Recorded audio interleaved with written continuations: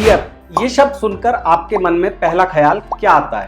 Fun, party, मस्ती, ये सब तो है, लेकिन बियर सिर्फ यहीं तक सीमित नहीं है। बियर की पूरी एक दुनिया है, बियर का पूरा अपना संसार है, बियर का अपना इतिहास है और बियर की है पूरी इकोनॉमिक्स। तो आखिरकार बियर का क्या है इतिहास? कहां पर सबसे ज्यादा पूरी दुनिया में बियर कंज्यूम की जाती है? अगर इंडिया की बात करें तो इंडिया के टॉप 5 बियर कंज्यूमिंग स्टेट्स कौन से हैं? इसके अलावा अगर आप बियर के कारोबार से जुड़ना चाहते हैं, बियर शॉप खोलना चाहते हैं, तो देश भर में अलग अलग स्टेट्स में क्या कुछ नियम कहते हैं। इसके अलावा अगर आप बियर प्रोडक्शन के कारोबार में उतरना चाहते हैं तो ब्रुअरी खोलने का खर्च जो है वो लगभग कितना आता है और उसको लेकर रेगुलेशंस क्या हैं, नियम कायदे कानून क्या है, इन्हीं तमाम चीजों पर आज हम बात करेंगे। नमस्कार दोस्तों, मेरा नाम है रक्षित सिंह और आप देख रहे हैं बिज चाचा, बिजनेस की खबरों का देसी अंदाज। तो आज बियर की इस मायावी दुनिया को हम जानेंगे ब्रूअर्स एसोसिएशन ऑफ इंडिया के डीजी विनोद गिरी जी से, जो कि इंडिया की 85% से ज्यादा जो बियर बनाने वाली कंपनीज हैं उनकी एसोसिएशन को हेड करते हैं। उस एसोसिएशन के एक तरीके से झंडा बरदार हैं, यानी कि flag bearer of Indian beer industry. तो आइए बातचीत शुरू करते हैं बियर बादशाह विनोद गिरी जी से। विनोद सर, बहुत स्वागत है आपका बिज चाचा पर। बियर की इंडस्ट्री में गोते लगाने से पहले, उसकी बारीकियां जानने से पहले आपसे मैं एक सवाल जानना चाहता हूं कि इंडिया में अगर ओवरऑल लिकर इंडस्ट्री को हम देखें तो लिकर इंडस्ट्री का डिस्ट्रीब्यूशन किस तरीके से है? लिकर्स में कितनी है, आईएमएफएल में कितनी है, बियर कितनी है, प्रोपोर्शन वाइन का कितना है? तो इसकी कुछ स्टैट्स अगर आप हमें देखें। नहीं, पहले तो बहुत बहुत धन्यवाद मुझे शो पे लेने के लिए और बियर के बारे में बातें करने का मौका देने के लिए। जो आपने बातें कही बहुत लंबी बातें थी, बहुत सारी बातें थी। मैं शुरू करूंगा जो इंडस्ट्री के साइज़ की आप बात कर रहे हैं। तो जो पूरी जो अल्कोहलिक बेवरेज इंडस्ट्री है देश में, वो रफली करीब 1 बिलियन केस से थोड़ी ऊपर है। अब आप ये समझ लें, एक केस में जैसे विस्की में 12 बॉटलें होती हैं 750 ml की, सो हम उसको 9 लीटर केस मानते हैं। ऐसे ही बियर में होती है 12-650 ml की, तो 7.8 सब स्टैंडर्ड टर्मिनोलॉजी यूज होती है। तो आप ये मान लें जो करीब 1 बिलियन केस, यानी कि 1 अरब केसेस से ज्यादा इंडिया में बिकते हैं कुल मिलाकर, विस्की, वाइन, बियर और बाकी अल्कोहलिक बेवरेजेस के। तो इनमें से तकरीबन रफली आप माने कि 1/3 बियर है, 1/3 से थोड़ी ज़्यादा, 1/3 के लगभग है जो IMFL जिसको कहते हैं, जो स्पिरिट हुई, शराब हुई, विस्की, जिन, रम, ऐसी चीज़ें। और बाकी 1/3 में जो बड़ा हिस्सा वो है, एक चीज़ हम कहते हैं देशी शराब, वो है, और फिर थोड़ी बहुत वाइन वगैरह है। तो आज की तारीख में हमारा ये अंदाज़ा है कि बियर की जो इंडस्ट्री है वो लगभग ये आपकी हमारे अंदाजे से करीब 40 से 45 करोड़ पेटियों के बीच की है। बियर इंडस्ट्री का इंडिया में ओवरऑल साइज क्या है? ओवरऑल बियर जो है वो लगभग कितने केसेस बिकती हैं और इसमें लगभग इंडिया में टोटल कंपनीज कितनी हैं जो ब्रुअरीज चलाती हैं, बियर प्रोड्यूस करती हैं, और कितने लीटर बियर कंज्यूम हो जाती है इंडिया में? तो रफली आप ये माने कि जो मैं कह रहा था करीब 45 करोड़ केसेस बियर साल में प्रोड्यूस होती है और कंज्यूम भी होती है, क्योंकि बियर की एक शेल्फ लाइफ होती है, बियर बन के रखी नहीं रहती है, लोग पी जाते हैं उसको। बियर और किसी भी लिकर, शराब जिसे हम कहते हैं, में एक बड़ा फ़र्क ये होता है कि बियर को बनाने के लिए बड़े प्लांट चाहिए होते हैं, इसलिए बियर में कंपनी कम है। तो जो सबसे जो डोमिनेंट कंपनी है हिंदुस्तान में, एक है यूनाइटेड ब्रूअरीज लिमिटेड है, जो अभी एक हाइनेकन की कंपनी है, वो तकरीबन 50% ऑफ इंडियन बियर मार्केट जो है वो करती है। वो किंगफिशर उनका बहुत मशहूर ब्रांड है। फिर उसके बाद 2 और बड़ी कंपनियां हैं, वो है AB InBev, जिसके मशहूर ब्रांड है वो बडवाइजर है, हेवर्ड्स है, ऐसे उनके ब्रांड हैं। और तीसरी है कार्ल्सबर्ग, जिनके ट्यूबॉग, कार्ल्सबर्ग वगैरह उनके ब्रांड है।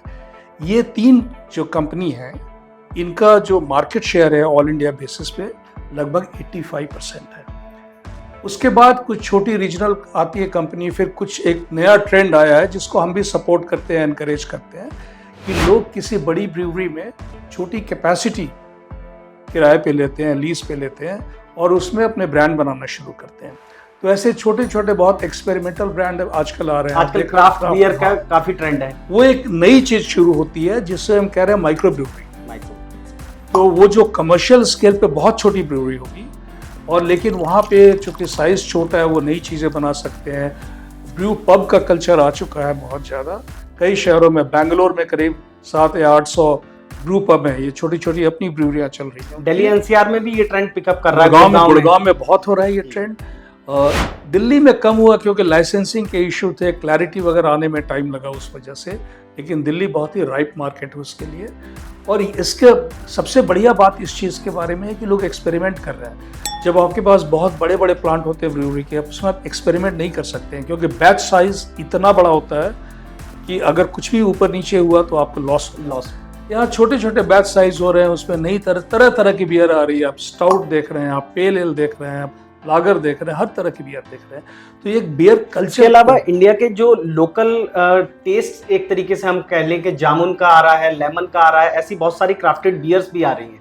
तो ये टेस्ट हर तरह से होता है। बियर के बारे में एक चीज हमेशा कही जाती है कि बियर लोकल प्रोडक्ट होता है। ऐसा हर देश में है। अब दुनिया के सारे देश देखेंगे, हर देश की अपनी बियर है। वो अमेरिका में आपको बडवाइजर और मिलर दिखेगी, आपको जर्मनी वगैरह चल जाएंगे, बेक्स दिखेगी, साउथ अफ्रीका में कासल लागर दिखेगी, फ्रांस वगैरह में क्रोननबर्ग दिखेगी। तो ऐसे ही चले जाएंगे। नीदरलैंड्स की अपनी बियर है, डेनमार्क की अपनी बियर है, बेल्जियम की अपनी बियर है, सबकी। तो बियर हमेशा लोकल प्रोडक्ट होता है। उसका कारण होता है बियर का जो टेस्ट पैलेट होता है लोगों का, वो हर कंट्री में अलग होता है, डिफरेंट हो जाता है। तो यूरोपियन बियर जो होती है उसको अमेरिकन जब पीना चाहते हैं उनको लगता है ये तो बहुत ज्यादा भारी बियर है।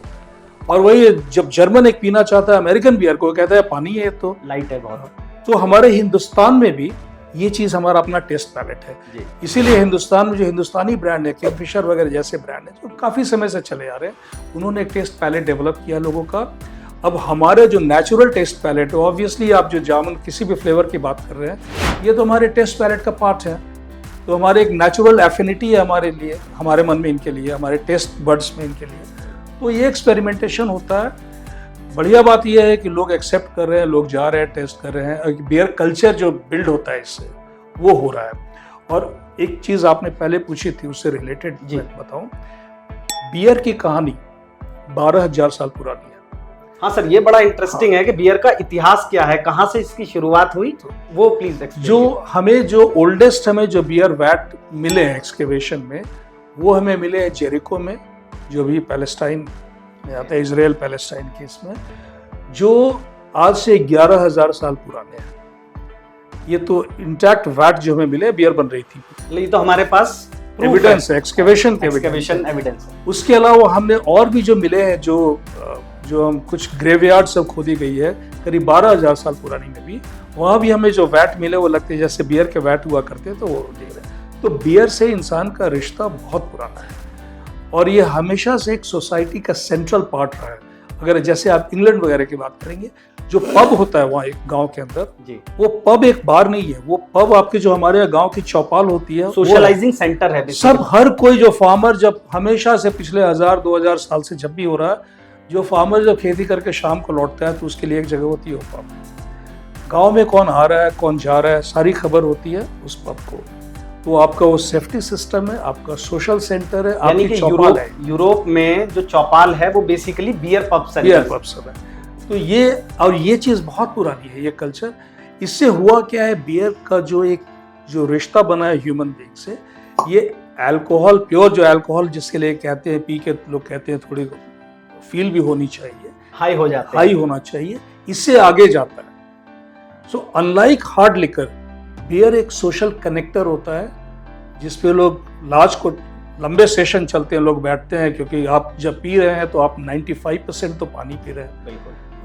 तो लोग बैठते हैं, बातचीत करते हैं और हमेशा एक अपलिफ्टिंग सेंस आती है बियर के बाद। तो ये जो बियर का एक सोशल बॉन्डिंग रोल रहा है पिछले करीब 10,000 साल से, वो चला आ रहा है बिल्कुल। और वो हिंदुस्तान में भी हम देख रहे हैं, वो कल्चर अब बिल्ड हो रहा है। जो लोग, आप कभी गुड़गांव चले जाए, बैंगलोर चले जाए, सारी माइक्रो ब्रूवरी या ऐसे बार में, बियर बार में आप बैठेंगे, देखेंगे लोग वहाँ हंसते हैं।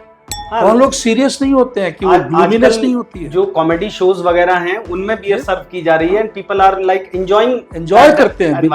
क्योंकि जब हमेशा बियर का सबसे बड़ा डिफरेंस किसी भी स्पिरिट से ये है ना कि आप यहाँ 5% अल्कोहल और 95% पानी पी रहे हैं। इस चीज़ का बहुत बड़ा फर्क ये पड़ता है कि नंबर एक, अमाउंट ऑफ अल्कोहल जो आप कंज्यूम कर रहे हैं वो कम है।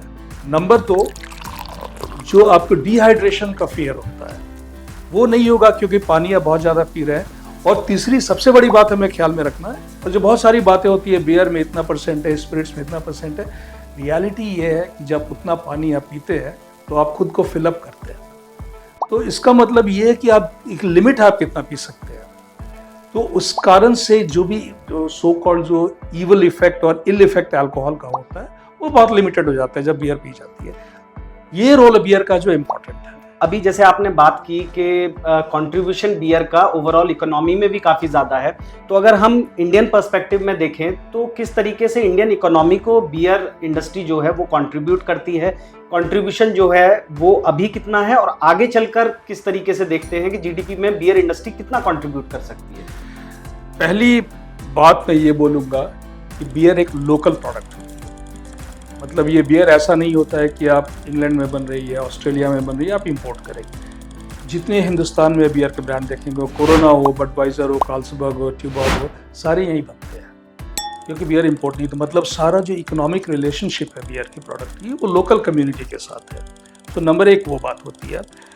नंबर दो है, beer is a very high volume product. तो उसका मतलब है कि जो आप खरीदने, जो बाली खरीदने जा रहे हैं फार्मर से, बहुत लार्ज वॉल्यूम खरीदेंगे आप। जो आप गत्ते खरीद रहे हैं, कार्टन खरीद रहे हैं, जो आप ढक्कन खरीद रहे हैं, जो बोतलें खरीद रहे हैं, बहुत ज़्यादा वॉल्यूम में खरीदी जाएंगी क्योंकि हाई वॉल्यूम प्रोडक्ट है। जो आप ट्रक यूज़ करेंगे ट्रांसपोर्टेशन के लिए, जो आप लोडिंग अनलोडिंग में लोगों को यूज़ करेंगे, ये नंबर बढ़ जाता है, हाई वॉल्यूम प्रोडक्ट है। तो एक जो बियर का जो इकोनॉमिक इम्पैक्ट होता है उसको हम दो तरीके से गिनते हैं। एक नंबर एक उसका अपना सीधा इम्पैक्ट, और नंबर दो जो डाउन स्ट्रीम जो मल्टीप्लायर इफेक्ट होता है। तो अगर आप इसको कैलकुलेट करें कि रिसेंटली ऑक्सफोर्ड इकोनॉमिक्स एक ग्रुप है, world wide very renowned market research group है, उन्होंने एक स्टडी की थी। अगर उस रिपोर्ट पे जाएं तो इंडिया में बियर का जो जीडीपी का कंट्रीब्यूशन है वो करीब 92,000 करोड़ का है। जो टैक्स कंट्रीब्यूशन है वो है करीब 51,000 करोड़, और ये करीब 13 लाख लोगों को एम्प्लॉय करती है इंडस्ट्री। तो ये इम्पैक्ट मैसिव इम्पैक्ट है। अब टैक्स कलेक्शन जो आप ऐसे लग रहा है 51,000 करोड़ क्या होता है, बट इन रियलिटी वो गवर्नमेंट टैक्स कलेक्शन का 1.3% है बाय इटसेल्फ। ये तो बहुत बड़ा नंबर हुआ, इकोनॉमिक कंट्रीब्यूशन नहीं है। और बड़ी बात ये है, ये लोकल प्रोडक्ट है, ये कंट्रीब्यूशन कभी एफटीए हो नहीं हो, कहीं ये बाहर नहीं जाने वाला है, ये तो यहीं का यहीं रहने वाला है। सर, आप शुरू से एम्फसाइज कर रहे हैं कि बियर एक लोकल प्रोडक्ट है और शायद इसीलिए बियर को कहा जाता है कि beer is not a good traveller. तो वो ज़्यादा ट्रैवल नहीं कर सकती है, लोकली प्रोड्यूस होगी और लोकली कंज्यूम होगी। तो क्या ये बात फिट बैठती है कि beer is not a good traveller? बिल्कुल, दो कारण से। एक तो it's a high volume and low value product.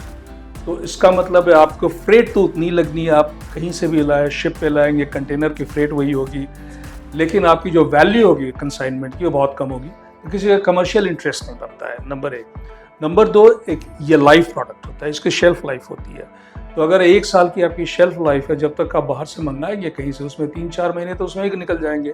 जब तक आप हिंदुस्तान में डिस्ट्रीब्यूशन चैनल में डालेंगे और 3-4 महीने निकल गए, तो एक इंटरेस्ट भी नहीं होता है किसी को इंपोर्ट करने में, इस कारण से। तीसरा, इसके अलावा, लेकिन जैसे आपने ये वाली बात की, तो अभी कुछ समय पहले एक इशू आया था कि भूटान और नेपाल से कुछ ब्रांड्स ऐसे हैं कि जो इंडिया में सप्लाई कर रहे हैं। तो वो लोग किस तरीके से सप्लाई कर रहे हैं और उन ब्रांड्स को किस तरीके का इंडिया में रेस्पॉन्स मिला है? तो ये जो भूटान और नेपाल से जो बियर मंगाई जा रही है, देखिए सारे ट्रैवलर हो नहीं हो, उसके बाद थोड़ी बहुत बियर तो आती ही है। कुछ कंट्री की अपने जैसे एम्बेसीज के लिए आती है, हाई कमीशंस के लिए आती है, अपने देश के मंगाते हैं। ये जो फिनोमिना है भूटान और नेपाल से बियर आने का, ये ज़्यादा प्रोनाउंस्ड है दिल्ली के लिए, बाकी देश में ये बियर नहीं आती है। तो इसकी वजह, और आती भी है तो बहुत छोटा वॉल्यूम होता है। सर, अब अगर हम लोग पर कैपिटा कंजम्पशन की बात करें तो पूरी दुनिया के अंदर सबसे ज़्यादा बियर कहाँ पर पी जाती है? और अगर इंडिया की बात करें तो यहाँ पर कैपिटा कंजम्पशन किस तरीके का है और कौन से ऐसे top 5 most consuming beer consuming states हैं इंडिया में जो सबसे ज़्यादा बियर कंज्यूम करते हैं? तो एक स्केल की बात मैं करूंगा, पर कैपिटा इंडिया का बहुत ही कम है, वो कुछ 2 लीटर है, वो तो बहुत ही कम है, मैं आगे बात ही नहीं करूंगा। बाकी बहुत सारी कंट्री 100 के ऊपर है सब। चेक रिपब्लिक जैसे 143 है, and I think it's the highest है चेक रिपब्लिक 143। अब दूसरी बात होती है इंडस्ट्री के साइज की। लोग कहते हैं चलो भाई पर कैपिटा कम है लेकिन हिंदुस्तान देश बहुत बड़ा है, बहुत लोग हैं, वो भी एक कंपैरिजन करेंगे। हिंदुस्तान की जो पूरी बियर इंडस्ट्री है, हम 1 मिलियन हेक्टोलीटर में बात करते हैं, वो पिछले साल थी वो 31 मिलियन हेक्टोलीटर। ओके, ठीक है। जो लार्जेस्ट वर्ल्ड की मार्केट है चाइना, वो है 420 मिलियन हेक्टोलीटर, यानी कि मैसिव डिफरेंस। ये 30 और वो 420। इवन एक जो वियतनाम जैसा छोटा देश है, कंट्री है, वो भी ये 57 है, वो भी इंडिया के डबल साइज का है। तो सिर्फ पर कैपिटा नहीं, इवन एब्सोल्यूट टर्म्स में इंडिया बहुत छोटा मार्केट है बियर का। ग्रो कर रहा है नो डाउट, लेकिन अभी काफी आगे बहुत जाना बाकी है। बिगेस्ट जो कारण, और हम रेस करते हैं हमेशा, सरकार से बातें करते हैं कि बाकी सारी दुनिया में जो बियर का रेगुलेशन होता है वो अल्कोहल से नेसेसरीली लिंक नहीं है। वो लोग बियर को अलग प्रोडक्ट मानते हैं, बियर का टैक्सेशन अलग होता है, वो अल्कोहल के बेसिस पे टैक्सेशन करते हैं, तो मतलब बियर पे टैक्स कम लगाते हैं, बियर की प्राइस कम होती है, और बियर की जो लाइसेंसिंग होती है, अवेलेबिलिटी होती है, वो बहुत फ़र्क होता है उसमें। तो वो अलग ट्रीट करते हैं बियर को, और वो दिखता है बियर के वॉल्यूम में। सर लेकिन यहाँ पे जब आपने टैक्सेशन की बात की है, तो अगर मैं टैक्सेशन पे जाऊँ तो एक तरीके से लॉजिक ये बैठता है कि बियर के अंदर जो 80% वाटर कंटेंट है, यानी कि उस वाटर कंटेंट पे हम लिकर वाला पूरा टैक्स लगा दे रहे हैं। क्या ये लॉजिक फिट बैठता है इस बात पर? पहली चीज मैं ये करेक्ट करूँगा, 80% नहीं, वो 95% है। अच्छा, 95 पानी 95% है उसमें। अब आप पानी पे भी जैसे ही आप वॉल्यूम के बेसिस पे टैक्स लगाते हो, तो आप वो पानी पे भी टैक्स लगा रहे हो। तो बाकी सारी दुनिया, जैसे जितने OECD कंट्री है, वेस्टर्न अमेरिका, यूरोप, ऑस्ट्रेलिया, सारे ये सब ये शिफ्ट करते हैं जिसको कहते हैं एड क्वांटम टैक्सेशन। मतलब अल्कोहल जितनी है आप टैक्स अल्कोहल पे करते हो, तो अगर आपके 5% अल्कोहल है तो टैक्स 5% पे लगेगा, अगर आपकी 60% है तो 60% पे लगेगा। वो लॉजिकल है, सारी दुनिया वो करती है। हमारे यहाँ अभी भी वो आया नहीं है टैक्सेशन में, वो एक हमारा एफर्ट है गवर्नमेंट को बताना, सारी दुनिया अलग टैक्सेशन करती है। इसलिए आप देखेंगे, मैं एक एग्जांपल दे रहा हूँ, आप अगर टेस्को में चले जाएंगे लंदन में जी, एक वहाँ पे अगर आपने एक स्कॉच खरीदनी है, वो आपको कम से कम 20 से 22 पाउंड की मिलेगी। लेकिन अगर आप एक बियर का वो 4 पैकर जिसको कहते हैं ना, 4 बियर के कैन होते हैं ये, वो आप लेंगे तो आपको 3 पाउंड का मिलेगा। That is the big difference है, क्योंकि वो अल्कोहल पे टैक्स करते हैं, वो वॉल्यूम पे नहीं करते हैं टैक्स, लिक्विड पे नहीं करते हैं। अच्छा सर, अगर टैक्सेशन की हम बात करें तो क्योंकि टैक्सेशन की बातचीत चल रही है, तो टैक्सेशन है कितना बियर पर, और अगर हम एब्सोल्यूट टर्म्स में इसको कैलकुलेट करना चाहें, आसान भाषा में समझना चाहें, तो अगर 200 रुपए की एक बियर मिलती है तो उस पर लगभग कितना टैक्स के रूप में जाता है, और कितने पैसे की एक तरीके से उसमें बियर होती है? तो आप ये देखिए, हर स्टेट में अलग होती है प्राइसिंग, तो क्योंकि स्टेट मैटर है। लेकिन अगर एक थंब रूल आपने यूज करना है, तो अगर 100 रुपया प्राइस है तो उसमें करीब 70 रुपए सरकार के पास जाते हैं। मतलब 30 रुपए की ही बियर हम पी रहे हैं। नहीं, 30 आप पी नहीं रहे, उसमें भी ट्रेड का भी मार्जिन है, ट्रेड का भी मार्जिन है, बॉटल कॉस्ट भी है, लॉजिस्टिक तो कॉस्ट भी है। हाँ, करीब आप 20 रुपए जो है आपके बियर, लिक्विड, बॉटल, पैकेजिंग सब मिला के जो कंपनी को जा रहा है, वो करीब होता है 18 रुपये, लगभग 18 रुपये, और 12 रुपये ट्रेड के पास जाते हैं। तो जो प्रोडक्ट है वो 18 रुपये का है, और बाकी जो आप देख रहे हैं 70 रुपये आप सरकार को दे रहे हैं। तो यानी कि 18 रुपए की हम लोग बियर पी रहे हैं, और बाकी जो है बचा हुआ वो सारा का सारा टैक्सेशन और बाकी ट्रेड मार्जिन्स में जा रहा है। सरकार को आप कंट्रीब्यूट कर रहे हैं और ट्रेड को दे रहे हैं। अच्छा सर, मैंने एक सवाल पूछा था, टॉप 5 इंडिया के ऐसे कौन से स्टेट्स हैं जहां पर बियर सबसे ज्यादा कंज्यूम होती है? इसके अलावा कौन से ऐसे सिटीज हैं जहां पर लिटरली बियर कल्चर डेवलप हुआ है over a period of time? So जो सबसे बड़े जो बियर कंज्यूमिंग स्टेट है वो ज़्यादातर साउथ में है, पहली बार। सो सबसे बड़ा मार्केट अभी भी तेलंगाना है, कर्नाटका है, महाराष्ट्र है, तमिलनाडु है, और अब एक रैपिडली इमर्जिंग मार्केट जो नॉर्थ का आ रहा है वो है यूपी।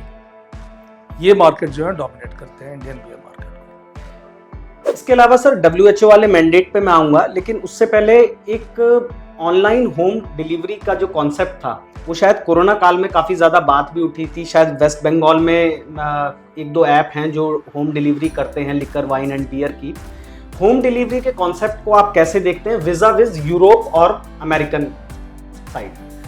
तो मोस्टली जो डेवलप्ड कंट्रीज़ हैं उनमें होम डिलीवरी करीब रफली 5 से 7% ऑफ द वॉल्यूम होती है। और एक कारण ये होता है कि बियर में तो तभी चलती है क्योंकि आप पूरी पेटी खरीदते हैं वहाँ पे।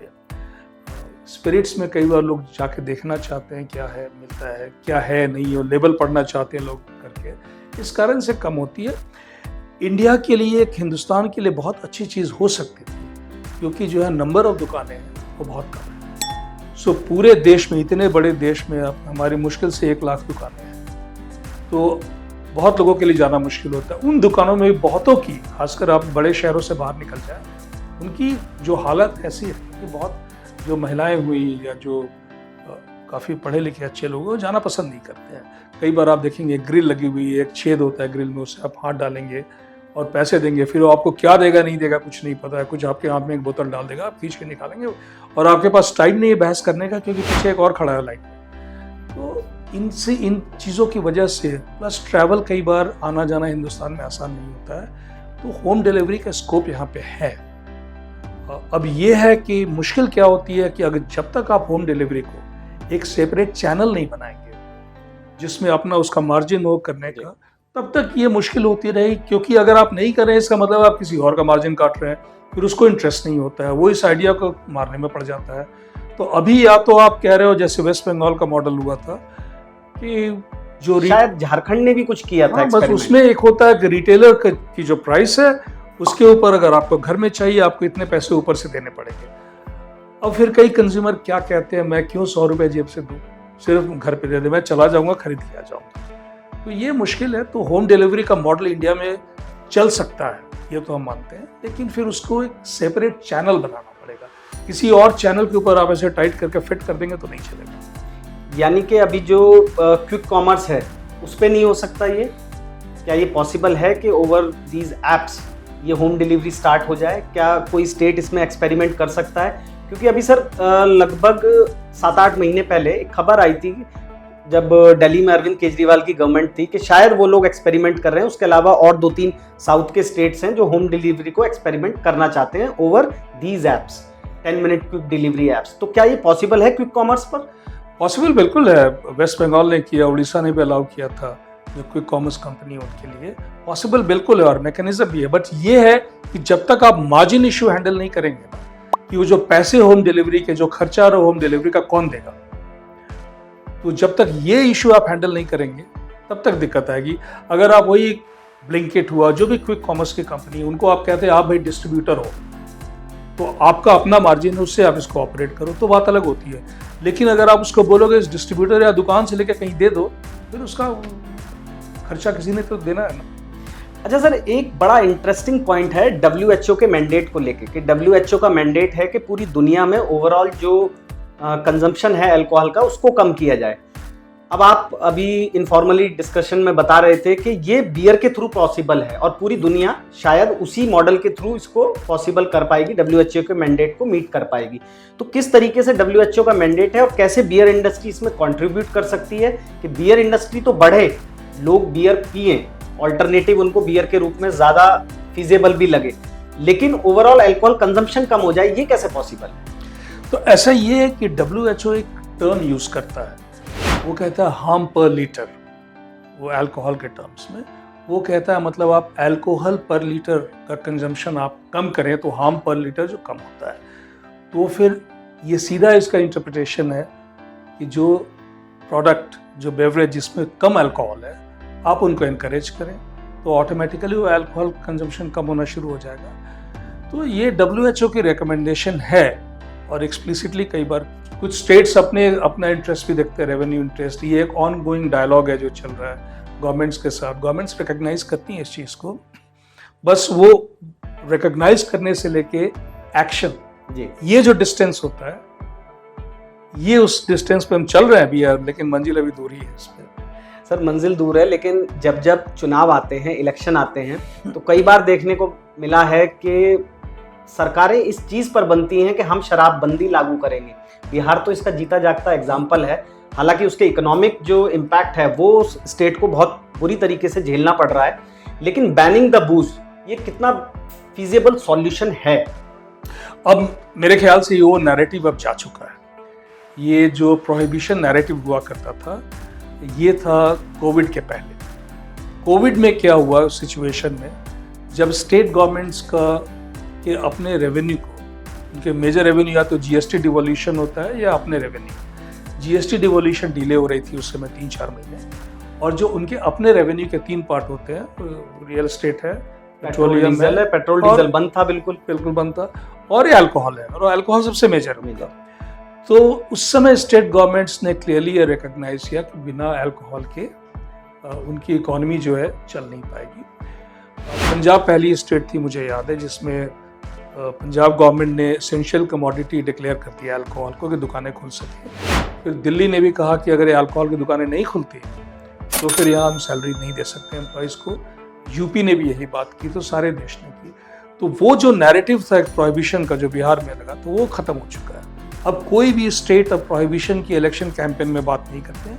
कोई अगर पार्टी करती है, नॉर्मली कोई छोटी पार्टी होगी जिसके जीतने की उम्मीद ऐसे भी नहीं है। कोई मेजर पॉलिटिकल पार्टी अब प्रोहिबिशन की बात नहीं करती है, क्योंकि सबने यह माना हुआ है कि प्रोहिबिशन कभी काम करता नहीं है, स्टेट का रेवेन्यू लॉस होता है, और शराब तो मिलती ही रहती है। जैसे अब बिहार चले जाए, हर शराब मिल रही है, लोकल माफिया चल रही है। तो इसलिए प्रोहिबिशन का नैरेटिव अब मैं नहीं मानता हूँ कि स्टेट में, सर प्रोहिबिशन के इस नैरेटिव के पीछे शायद ये भी एक वजह हो सकती है कि जिस तरीके से इलिसिट लिकर की वजह से डेथ्स हुई हैं, क्योंकि घर पे लोगों ने बनाना शुरू कर दिया, गोदाम्स में बनाना शुरू कर दिया, तो वो भी एक मेजर फैक्टर है कि शराब का कंजम्पशन तो शायद लोग कर ही रहे हैं, और उल्टा रेवेन्यू भी जो स्टेट गवर्नमेंट्स को है वो मिलना बंद हो गया। बिल्कुल सही बात है। इनफैक्ट WHO के रिकमेंडेशन सब में जब वो बातें करते हैं इलिसिट लिकर कंजम्पशन कम करने की, इलिसिट का मतलब है जो लीगली मेड नहीं है, तो उनके पूरा पैराग्राफ जो वो बातें करता है इसके बारे में,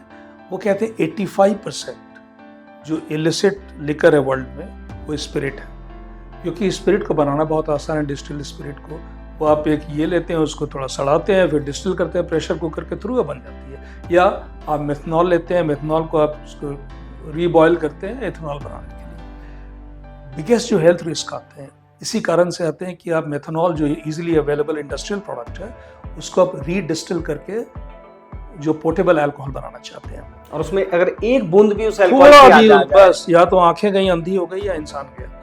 तो ये सबसे बड़ी मुश्किल है, इसीलिए सारी हुच ट्रेजेडी होती है।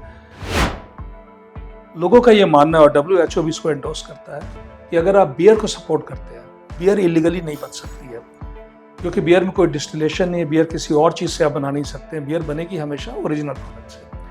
जो लोकली जो ब्रूड बियर भी होती है, जो राइस बियर जैसे हो गई, जो ट्राइबल कम्युनिटीज़ जो करती है, फ्रूट बियर हो गई, ग्रेन बियर हो गई, हाँ, ये सारी जो बियर होती हैं ये सारी प्योर अगेन सेम ग्रेन को आप फर्मेंट करके बना रहे हैं, तो इसमें रिस्क, हेल्थ रिस्क बिल्कुल नहीं है। सो एक तरीका होता है इलिसिट लिकर को कर्ब करने के लिए कि आप बियर जैसे ब्रूड प्रोडक्ट जो है उनको आप प्रमोट करें।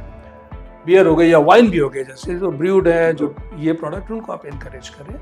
ये रिकमेंडेड पॉलिसी भी है गवर्नमेंट की, हु भी यही बात कहता है, और ये एक तरीका हो सकता है। सर इसके अलावा एक आखिरी सवाल है आपसे कि जब हम लोग अपनी 20s में थे तो हमेशा से देखते थे कि एक बस शराब का ठेका मिल जाए या एक बियर की शॉप मिल जाए और आप करोड़पति बन जाएंगे, वो रास्ता हमेशा से नजर आता था। लेकिन क्या वाकई में इतना ल्यूक्रेटिव बिजनेस है? क्योंकि पहले बहुत सारी जो एक तरीके से कहेंगे कुरीतियां थी इसके इर्द गिर्द, गलत चीज़ें जो होती थी, शायद उसकी वजह से प्रॉफिट मार्जिन ज़्यादा होते थे। जहाँ पर जिन स्टेट्स में कम वैट लगता था उस जमाने में, वहाँ से इलीगली ला के बेचते थे शराब। तो इस तरीके की चीज़ें थी। आज की तारीख में ये कितना कंट्रोल हो चुका है और कितना ल्यूक्रेटिव ये बिजनेस है एक बियर शॉप या वाइन शॉप खोलने? तो कितना ल्यूक्रेटिव है तो डिपेंड करता है आप कहाँ पे हैं, किस स्टेट में है, क्या पॉलिसी क्या है स्टेट के लाइसेंस देने की, और आपने कितने पे बिड किया है। हमने बीच में एक दिल्ली में छोटी पॉलिसी आई थी बीच में जो विड्रॉ हो चुकी है, उसमें हम लोगों ने देखा, लोगों ने बिड किए बहुत हाई अमाउंट और बाद में कहा हमसे नहीं होगा ये। तो आप कितने पे बिड कर रहे हैं, कितने प्राइस पे आपको शॉप मिल रही है, एक नंबर एक तो उस पर डिपेंड करता है जी। नंबर दो, ये बात सही है कि पहले जितनी पिल्फरेज मैं ये वर्ड यूज़ करूँगा, जो पिल्फरेज होती थी अब पहले से बहुत कम होती है। कारण ये अभी ट्रैक एंड ट्रेस मेथड सब लग गए हैं, बार कोड होते हैं, होलोग्राम होते हैं, स्कैनर होते हैं, तो अब वो कम हो चुका है, ये बात है। बिल्कुल बंद हुआ है नहीं हुआ हमें नहीं पता है। बियर में और ये मुश्किल इसलिए होता है बियर में कर पाना कि बियर में जो बनाने वाले बहुत लिमिटेड है, इसीलिए ट्रेस करना बहुत आसान होता है। स्पिरिट में ज़्यादा होता है क्योंकि बनाने वाले बहुत हैं। और दूसरा एक और अभी बियर में एक कल्चर आ रहा है आजकल, खासकर यूपी जैसे स्टेट में कैन बहुत पॉपुलर हुई। जैसे ही आप कैन जैसे प्रोडक्ट में जाते हैं अब आप और रिस्ट्रिक्ट कर रहे हैं, बिकॉज कैनिंग कैपेसिटी बहुत लिमिटेड है और कोई ऐसे किसी घर में, लोकल घर में, अपने घर के बैकयार्ड में, गैराज में नहीं बना सकता है। तो इस कारण वो लिमिट आनी शुरू होती है। तो पहले से बहुत इम्प्रूव हुआ है, पूरी तरह बंद हुआ है ये तो कहना मुश्किल है। Thank you so much sir, हमसे बातचीत करने के लिए बहुत बहुत शुक्रिया। Thank you very much.